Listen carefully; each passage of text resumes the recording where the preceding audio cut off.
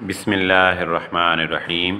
आपने सवाल किया है कि क्या शव्वाल के रोज़े इस तरतीब से रखे जा सकते हैं कि एक शव्वाल का और एक अपना वो रोज़ा जो रमज़ान में मखसूस अय्याम की वजह से रह गया वो रखा जाए, और अगर ऐसे रखते हुए एक रोज़ा शव्वाल का रह जाए तो क्या करना चाहिए।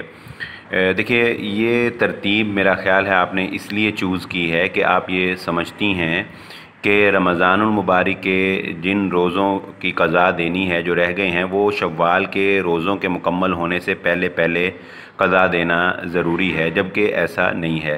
आप तसल्ली के साथ आराम के साथ शव्वाल के रोज़े रखें और रमज़ानुल मुबारक के रोज़ों की क़ज़ा जो है वो आप पूरे साल में अगले रमज़ान से पहले पहले किसी भी वक्त दे सकती हैं।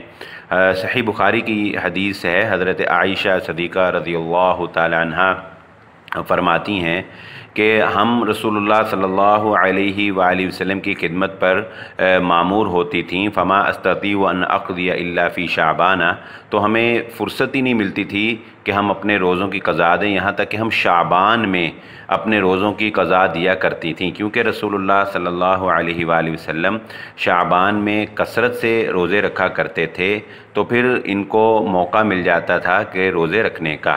तो इससे ये पता चलता है कि रमज़ानुल मुबारक के जो रोज़े हैं उनकी क़ज़ा आप बाद में भी दे सकते हैं, लेकिन शव्वाल के रोज़े जो हैं वो तो शव्वाल में ही रखे जाएंगे ना, तो इसलिए शव्वाल के रोज़े पहले रखे जा सकते हैं। शव्वाल के रोज़ों के हवाले से चंद एक और बातें भी मैं गोशगुजार कर दूँ जो लोग कन्फ्यूजन का शिकार होते हैं।